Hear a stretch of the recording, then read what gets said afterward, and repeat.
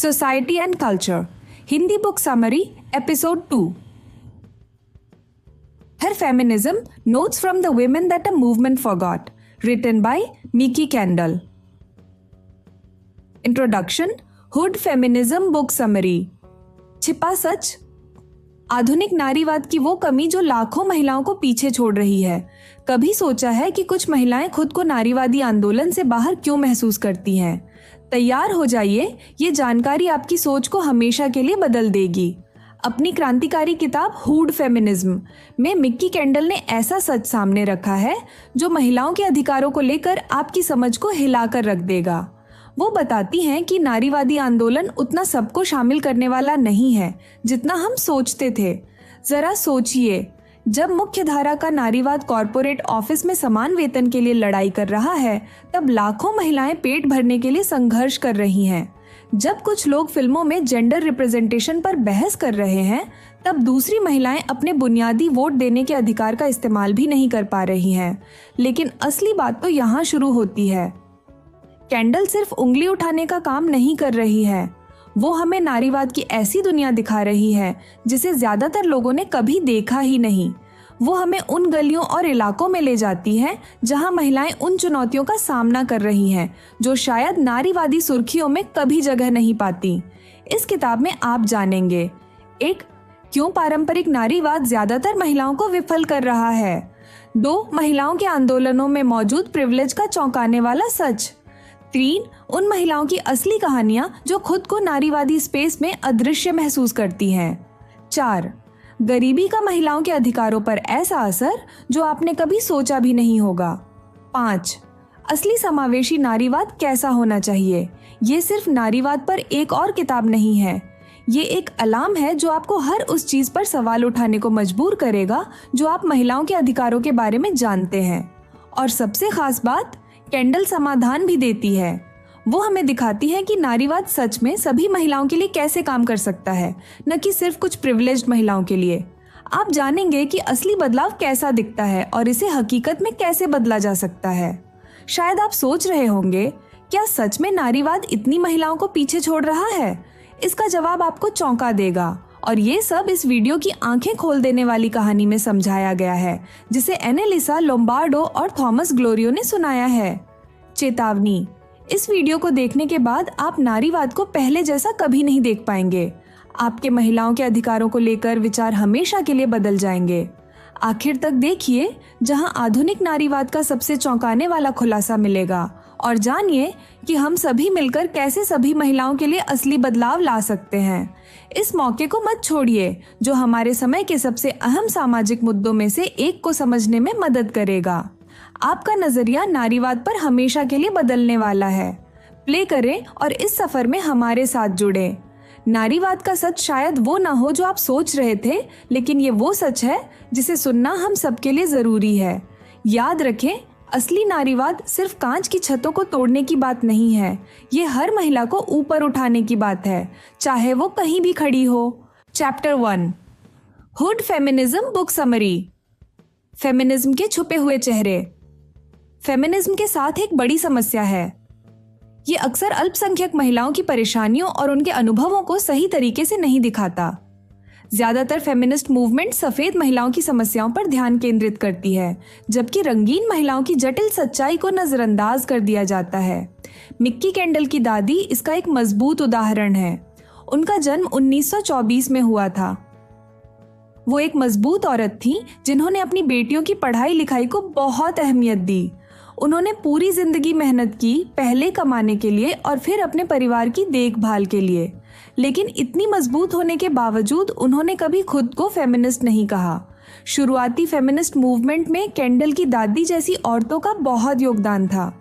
ये महिलाएं अक्सर घरेलू काम करती थीं ताकि सफेद महिलाएं अपने घरों से बाहर जाकर करियर बना सकें। लेकिन इन महिलाओं की अपनी परेशानियों और संघर्षों को शायद ही कभी स्वीकार किया गया या सुलझाने की कोशिश की गई। कैंडल की दादी ने हालात से निपटने का एक अलग तरीका अपनाया। उन्होंने पारंपरिक और शालीन व्यवहार बनाए रखा ताकि भेदभाव से भरी दुनिया में वो खुद को सुरक्षित रख सके। उन्हें सिर्फ एक महिला होने की वजह से ही नहीं, बल्कि एक ब्लैक महिला होने की वजह से भी चुनौती दी जाती थी। मुख्य धारा का फेमिनिज्म अब भी रंगीन महिलाओं के अहम मुद्दों को नजरअंदाज करता है। रिप्रोडक्टिव राइट्स यानी प्रजनन अधिकारों पर ध्यान तो दिया जाता है, लेकिन हेल्थ केयर, एजुकेशन और बुनियादी ज़रूरतों जैसे बड़े मसले अक्सर पीछे छूट जाते हैं। ये मूवमेंट उन महिलाओं के अनुभवों को समझने में विफल रहता है जो हाशिए पर रहती हैं। इस डिस्कनेक्ट यानी मतभेद की एक साफ झलक 2015 के ऑस्कर अवार्ड्स के दौरान दिखी।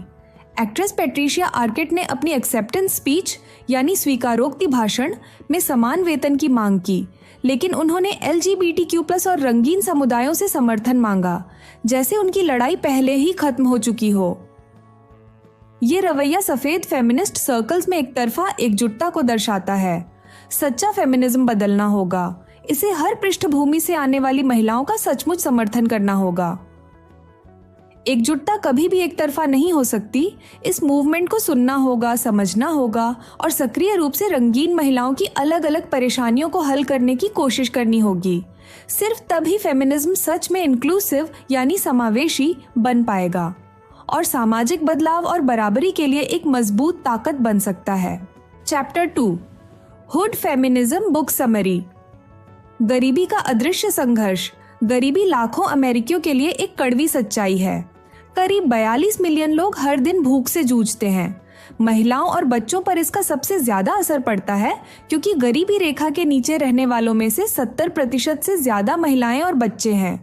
एक लेखिका का निजी अनुभव इस संघर्ष को दिखाता है। वो याद करती हैं कि कैसे उन्होंने कॉलेज की पढ़ाई के साथ अपने बच्चे और खुद को खिलाने की कोशिश की। ये यादें किसी जीत की नहीं हैं, बल्कि निराशा की हैं। उन्हें अब भी वो दिन याद है जब वो एक क्रिसमस ट्री खरीदने तक के पैसे नहीं जुटा पाईं और रो पड़ीं। प्रोग्रेसिव सोच अक्सर गरीबी के असली असर को समझने में चूक जाती है। कई बार अच्छे इरादों वाली नीतियां भी संघर्षरत परिवारों के लिए मुश्किलें बढ़ा देती हैं। उदाहरण के तौर पर सोडा टैक्स को ले लीजिए। ये टैक्स हेल्थ प्रमोट करने के लिए लगाया जाता है, लेकिन कई परिवारों के लिए मीठे पेय सबसे आसानी से मिलने वाला विकल्प है। कुछ इलाकों में पीने का पानी सुरक्षित नहीं है। फ्लिंट, मिशिगन जैसे शहरों में पानी की गुणवत्ता काफी खराब है। सस्ते पेय पदार्थों में भी अक्सर फफूंद या हानिकारक केमिकल पाए गए हैं। ऐसे में कई परिवारों के लिए सोडा सबसे सुरक्षित विकल्प हो सकता है। हाउसिंग यानी घर ढूंढना भी एक बड़ी समस्या है। जेंडर पे गैप यानी महिलाओं और पुरुषों की सैलरी में अंतर महिलाओं की स्थिर घर पाने की क्षमता को प्रभावित करता है। सफेद महिलाएं जब कम पसंद किए जाने वाले इलाकों में जाती हैं, तो वो अक्सर गेंट्रिफिकेशन यानी इलाकों का महंगा होना को बढ़ावा देती हैं। इसका नतीजा ये होता है कि रंगीन समुदायों के लोग किफायती इलाकों से बाहर हो जाते हैं।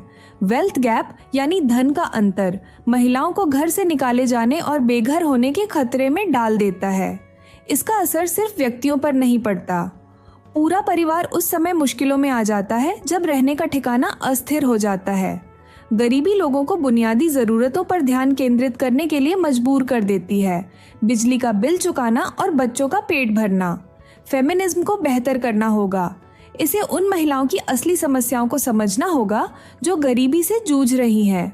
समर्थन सिर्फ थ्योरी पर चर्चा करने तक सीमित नहीं रह सकता। ये उनकी रोजमर्रा की लड़ाई को समझने की मांग करता है। गरीबी से जूझती महिलाओं को सच्चे सपोर्ट की जरूरत है, फेमिनिस्ट से, पॉलिटिशियंस से और पूरे समाज से। उनका संघर्ष असली है, उनके अनुभव मायने रखते हैं। Chapter 3 hood feminism book summary. Black लड़कियों की असुरक्षित जिंदगी। ब्लैक लड़कियां बचपन से ही अनोखी और मुश्किल चुनौतियों का सामना करती हैं। फास्टेल्ड गर्ल जैसे शब्द उनके पीछे पड़ जाते हैं, अक्सर इससे पहले कि वो इसका मतलब भी समझें। ये लेबल उनके लिए खतरनाक और तबाही मचाने वाला साबित हो सकता है। छोटी छोटी चीज़ों के लिए लड़कियों को फास्ट कह दिया जाता है। लड़कों से बात करना, मेकअप लगाना, जल्दी प्यूबर्टी यानी यौवनावस्था में प्रवेश करना, ये मासूम हरकतें कई बार गलतफहमियां पैदा कर देती हैं। परिवार के लोग और पड़ोसी जल्दी से इन लड़कियों को समस्या मान लेते हैं। इसका असर बहुत गंभीर होता है। अगर यौन शोषण हो जाए तो अक्सर पीड़िता को ही दोषी ठहराया जाता है। समाज मान लेता है कि लड़की ने खुद इस हिंसा को आमंत्रित किया। ये विक्टिम ब्लेमिंग यानी शोषित को दोष देना लड़कियों के आत्मविश्वास और सुरक्षा के एहसास को पूरी तरह से बर्बाद कर देता है। आंकड़े चौंकाने वाले हैं। अमेरिका में 40% से 60% ब्लैक लड़कियां 18 साल की उम्र से पहले यौन शोषण का शिकार होती है और इनमें से ज्यादातर को अपने ट्रॉमा के बाद कोई सपोर्ट नहीं मिलता। स्कूल, जो सुरक्षित जगह होनी चाहिए, वो भी इन्हें विफल करते हैं। टीचर्स में अनकॉन्शियस बायस यानी अचेतन पूर्वाग्रह होते हैं। ब्लैक एंड लैटिनक्स स्टूडेंट्स को ज्यादा सजा मिलती है। डिटेंशन जैसी छोटी सजा भी कई बार क्रिमिनल चार्ज तक पहुंच जाती है। स्कूल में पुलिस की मौजूदगी हालात और बिगाड़ देती है। सुरक्षा देने की बजाय पुलिस की क्रूरता झेलनी पड़ती है। कई वीडियो में स्कूल ऑफिसर्स को ब्लैक लड़कियों पर शारीरिक हमला करते हुए देखा गया है। बॉडी स्लैमिंग और ज़रूरत से ज़्यादा बल प्रयोग आम बात हो गई है। सरकारी प्रोग्राम्स किशोरावस्था में प्रेगनेंसी रोकने और प्रोफेशनल स्किल्स सिखाने पर ध्यान देते हैं, लेकिन ये उन गहरे दर्दनाक अनुभवों की अनदेखी करते हैं जिनसे ये लड़कियां गुजरती हैं। हीलिंग और मानसिक स्वास्थ्य सपोर्ट अब भी लगभग गायब है। सिस्टम बार बार ब्लैक लड़कियों को विफल कर देता है। समाज उन्हें कठोरता से जज करता है। सपोर्ट सिस्टम बहुत कमजोर है। उनका दर्द अक्सर अदृश्य ही रह जाता है। इन लड़कियों को बेहतर जिंदगी चाहिए। सुरक्षा, समझ और सच्चा सपोर्ट उनका भविष्य मायने रखता है। Chapter 4, hood feminism book summary. शरीर की छवि से जुड़ी छिपी हुई जंग। ब्लैक लड़कियां बचपन से ही बॉडी इमेज को लेकर अनोखी और मुश्किल चुनौतियों का सामना करती हैं। उन पर यह जबरदस्त दबाव डाला जाता है कि वे खास ब्यूटी स्टैंडर्ड्स को अपनाएं। ये स्टैंडर्ड्स उनके लिए दर्दनाक और नुकसानदेह साबित हो सकते हैं। मिक्की कैंडल की कहानी इस सच्चाई को बखूबी दिखाती है।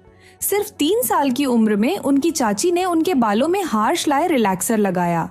इस केमिकल ने उनकी स्कैल्प को जला दिया और वो रोने लगी। उनके नेचुरल बालों को दबा दिया गया और उन्हें 17 साल की उम्र तक अपने असली बालों को अपनाने का मौका नहीं मिला। कलरिज्म यानी रंग भेद इन अनुभवों में बड़ा रोल निभाता है। हल्के रंग की त्वचा को ब्लैक समुदायों में अक्सर ज्यादा महत्व दिया जाता है। वही रंग जो कुछ जगहों पर फायदे दिलाता है, दूसरी जगहों पर भेदभाव का कारण बनता है। डार्क स्किन लोगों को सबसे बड़ी चुनौतियों का सामना करना पड़ता है। भेदभाव जीवन के हर हिस्से पर असर डालता है। करियर के मौके, गिरफ्तारी के आंकड़े, जेल की सजा। इन असमानताओं के कारण कई लोग खतरनाक स्किन ब्लीचिंग क्रीम्स का सहारा लेते हैं। अपनी सेहत को जोखिम में डालकर सामाजिक स्वीकृति पाने की कोशिश करते हैं। मुख्य धारा का फेमिनिज्म अक्सर इन खास संघर्षों को नजरअंदाज कर देता है। ब्यूटी कल्चर पर चर्चा ज्यादातर मेल गेज यानी पुरुषों की नजर से होती है। ईटिंग डिसऑर्डर्स को अक्सर सिर्फ सफेद महिलाओं की समस्या के तौर पर देखा जाता है। ये सोच बहुत गलत और अधूरी है।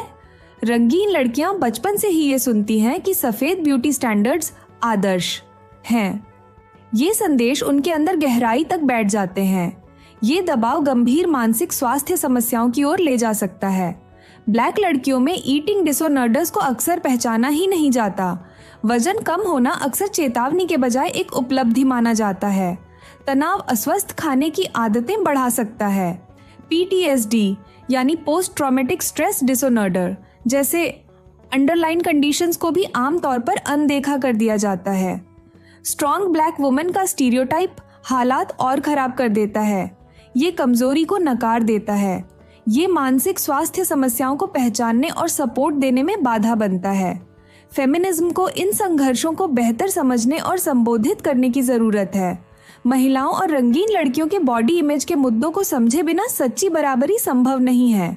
हर लड़की का सम्मान होना चाहिए, हर लड़की को सपोर्ट मिलना चाहिए और हर लड़की को खुद से प्यार करने का अधिकार होना चाहिए। Chapter 5, hood feminism book summary. Parenting की छिपी चुनौतियां। गरीबी पेरेंटिंग को पूरी तरह बदल देती है। फेमिनिस्ट बहसों में अक्सर हाशिए पर रह रहे समुदायों की असली परेशानियों को अनदेखा कर दिया जाता है। बच्चों की परवरिश का अनुभव कम विशेषाधिकार प्राप्त इलाकों में बिल्कुल अलग दिखता है। मिक्की कैंडल का बचपन इन कठोर सच्चाइयों को उजागर करता है। जब वो 8 साल की थी, उन्होंने अपने अंकल को अपनी आंटी पर बंदूक तानते हुए देखा। ऐसे अनुभव किसी के सुरक्षा और अस्तित्व को समझने के तरीके को बदल देते हैं।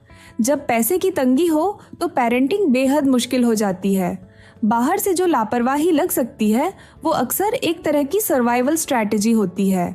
माता पिता को हर दिन असंभव से फैसले लेने पड़ते हैं। ऑर्गेनिक खाने की बहसें तब बेमायने लगती हैं जब जीने भर की बुनियादी ज़रूरतें भी पूरी न हो रही हों। रिप्रोडक्टिव राइट्स का नस्लीय पहलू बेहद जटिल है। प्रेगनेंसी के दौरान ब्लैक महिलाओं को सफ़ेद महिलाओं के मुकाबले 243% ज़्यादा खतरे होते हैं। मेडिकल सिस्टम में भेदभाव की गहरी और परेशान करने वाली ऐतिहासिक सच्चाई है। फोर्स्ड स्टरलाइजेशन यानी ज़बरदस्ती नसबंदी हाल तक का एक चौंकाने वाला सच है। 1970 से 1976 के बीच लगभग आधी इंडिजिनस महिलाओं की नसबंदी कर दी गई। कैलिफोर्निया की जेलों में बंद महिलाओं के साथ 2010 तक ऐसी घटनाएं होती रहीं। केंडल का गर्भपात का व्यक्तिगत अनुभव इन चुनौतियों को उजागर करता है। उनकी जान बचाने वाली इस प्रक्रिया के बाद उन्हें महीनों तक उत्पीड़न का सामना करना पड़ा। प्रो चॉइस समर्थक अक्सर ब्लैक महिलाओं की खास परेशानियों को समझने में चूक जाते हैं। सफ़ेद फेमिनिस्ट मूवमेंट्स इन महत्वपूर्ण पहलुओं को अक्सर अनदेखा कर देती हैं। वो वक्ताओं को तो बुलाती हैं लेकिन सही मायनों में सुनती नहीं। रंगीन महिलाओं को जो अतिरिक्त खतरे झेलने पड़ते हैं उन्हें पहचानने में असफल रहती है। पुलिस और लीगल सिस्टम पर वो भरोसा नहीं किया जा सकता जो सफ़ेद समुदाय कर सकते हैं। हाशिए पर रहने वाले समुदायों में सर्वाइवल का मतलब कुछ और होता है। सुरक्षा की कोई गारंटी नहीं होती, संसाधन सीमित होते हैं, हर फैसला भारी असर डाल सकता है। विशेषाधिकार प्राप्त लोगों को इन अनुभवों के लिए जगह बनानी होगी। समझने के लिए सुनना जरूरी है। सपोर्ट का मतलब है इन विविध चुनौतियों को पहचानना। पेरेंटिंग अपने आप में एक साहसी उम्मीद का काम है, खासकर जब पूरी दुनिया आपके खिलाफ लगती हो। Chapter 6 hood feminism book summary. न्याय का टूटा वादा। कार्सरल फेमिनिज्म का वादा है कि कानून व्यवस्था महिलाओं को सुरक्षा देगी, लेकिन हकीकत कहीं ज्यादा जटिल और कड़वी है। दुर्व्यवहार की रिपोर्ट करना न्याय की गारंटी नहीं है, खासकर रंगीन महिलाओं के लिए। न्याय प्रणाली अक्सर कमजोर महिलाओं को विफल कर देती है। जहां सफेद फेमिनिस्ट्स को कानून व्यवस्था से भरोसा मिलता है, वहीं पीड़ितों को अलग सच्चाइयों का सामना करना पड़ता है। रिपोर्ट दर्ज कराने से समाधान के बजाय नई समस्याएं खड़ी हो सकती हैं। सोचिए, रिपोर्ट करने के आर्थिक नतीजे क्या हो सकते हैं। किसी हिंसक पार्टनर की गिरफ्तारी से परिवार की आमदनी खत्म हो सकती है। वेलफेयर सिस्टम पीड़ितों की सही तरीके से मदद नहीं कर पाते। ऐसे में गरीबी एक नया खतरा बन जाती है। जिन महिलाओं ने खुद की रक्षा की, उन्हें भी चौंकाने वाले अंजाम भुगतने पड़े। इसका सबसे दर्दनाक उदाहरण है सीस मैकडॉनल्ड का केस। जब उन पर हमला हुआ तो उन्होंने अपनी सुरक्षा के लिए जवाब दिया, लेकिन इसके लिए उन्हें सेकेंड डिग्री मैनस्लॉटर के आरोप में जेल हो गई। आंकड़े और भी ज्यादा परेशान करने वाले हैं। ब्लैक अमेरिकन्स अमेरिका की आबादी का सिर्फ 13% है, लेकिन गायब होने वाले लोगों में उनकी हिस्सेदारी 34% है। इनमें से ज्यादातर मामलों को बेहद कम तवज्जो मिलती है। सोशल मीडिया इन लोगों को ढूंढने का सबसे बड़ा सहारा बन चुका है। इंडिजिनस महिलाओं की स्थिति और भी खराब है। 2016 में 5,712 इंडिजिनस महिलाओं की गुमशुदगी दर्ज की गई, लेकिन डिपार्टमेंट ऑफ जस्टिस ने इनमें से सिर्फ 116 केस दर्ज किए। इंडिजिनस महिलाओं का मर्डर रेट राष्ट्रीय औसत से 10 गुना ज्यादा है। शोषणकर्ता सबसे कमजोर समुदायों को निशाना बनाते हैं। उन्हें पता है कि कौन से पीड़ितों को सबसे कम सहारा मिलेगा। हाशिए पर रहने वाली महिलाओं पर सबसे ज्यादा बोझ पड़ता है। मौजूदा सिस्टम पीड़ितों से ज्यादा अपराधियों को बचाता है। जिन महिलाओं को सबसे ज्यादा मदद चाहिए, उन्हें कानून व्यवस्था बार बार धोखा देती है। नस्लीय असमानताएं इस स्थिति को और बदतर बनाती हैं। सच्चे फेमिनिस्ट एकजुटता के लिए बुनियादी बदलाव की जरूरत है। समुदायों को एक दूसरे का सहारा बनना होगा। नस्ल समर्थन नेटवर्क को बांटने वाला कारक नहीं बनना चाहिए। हर महिला को सुरक्षा का अधिकार है। न्याय का मतलब केवल गिरफ्तारी नहीं है, इसका मतलब है हर तरफ से सहारा देना। इसका मतलब है पीड़ितों की बात पर यकीन करना, और सबसे जरूरी इसका मतलब है सिस्टम को जड़ से बदलना। Chapter 7 hood feminism book summary. Feminist platforms का धोखा। फेमिनिज्म का इतिहास जटिल है।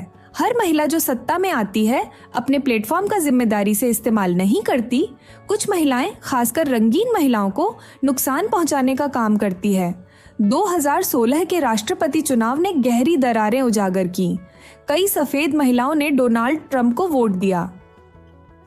यह कोई अकेली घटना नहीं थी। लंबे समय से समस्याग्रस्त उम्मीदवार सफेद वोटर्स को आकर्षित करते रहे हैं। कुछ हाई प्रोफाइल महिलाएं महिलाओं के हितों के खिलाफ काम करती हैं। शेरिल सैंडबर्ग ने फेसबुक पर अल्ट राइट विचारधाराओं का समर्थन किया। फिलिस श्लेफली ने इक्वल राइट्स अमेंडमेंट का विरोध किया। मेगन केली को ब्लैकफेस का बचाव करने के बाद अपनी नौकरी गंवानी पड़ी। इन महिलाओं ने फेमिनिस्ट मूवमेंट्स के जरिए सत्ता हासिल की, लेकिन उन्होंने इस ताकत का इस्तेमाल सभी महिलाओं के समर्थन में नहीं किया। उनके कार्यों ने अक्सर हाशिए पर रह रही महिलाओं को चोट पहुंचाई। वोटिंग एक आसान समाधान लग सकता है, लेकिन हकीकत कहीं ज्यादा मुश्किल है। वोटर सप्रेशन यानी मतदाता दमन एक बड़ी समस्या है। कानून निर्माता रंगीन लोगों के लिए बाधाएं खड़ी करते रहते हैं। इतिहास में वोटर सप्रेशन कई रूपों में दिखा। लिटरेसी टेस्ट्स, पोल टैक्स जैसे तरीकों से ब्लैक और इंडिजिनस लोगों को वोट देने से रोका गया। आज के तरीकों में यह दमन और सूक्ष्म है, लेकिन उतना ही खतरनाक। कुछ राज्यों में वोटर आईडी की आवश्यकता महिलाओं और रंगीन लोगों के लिए मुश्किलें पैदा करती है। कुछ जगहों पर पोलिंग स्टेशन कम कर दिए जाते हैं। ये रणनीतियां रंगीन महिलाओं को वोटिंग प्रक्रिया से बाहर रखने का काम करती हैं। वोटिंग अधिकार फेमिनिज्म का एक अहम मुद्दा होना चाहिए, लेकिन यह मूवमेंट इन व्यवस्थित बाधाओं पर ध्यान नहीं देता। सफेद फेमिनिज्म अक्सर इन महत्वपूर्ण चुनौतियों को नजरअंदाज कर देता है। सत्ता का मतलब केवल एक पद पर होना नहीं है, इसका मतलब है उस पद का इस्तेमाल कैसे किया जाता है। सभी महिलाओं का समर्थन करना अलग अलग अनुभवों को समझने से शुरू होता है। सच्चा फेमिनिज्म एकजुटता की मांग करता है, यह समझने की मांग करता है और सतही प्रतिनिधित्व से आगे बढ़कर कार्रवाई की मांग करता है। महिलाओं को एक दूसरे का साथ देना चाहिए, नस्लों के पार, पृष्ठभूमियों के पार, मतभेदों के पार। Chapter 8 hood feminism book summary. सक्रिय एकजुटता की ताकत गुस्सा बदलाव के लिए एक शक्तिशाली उपकरण हो सकता है। जब लोग अन्याय का सामना करते हैं तो अक्सर मौजूदा सामाजिक सिस्टम से निराश हो जाते हैं।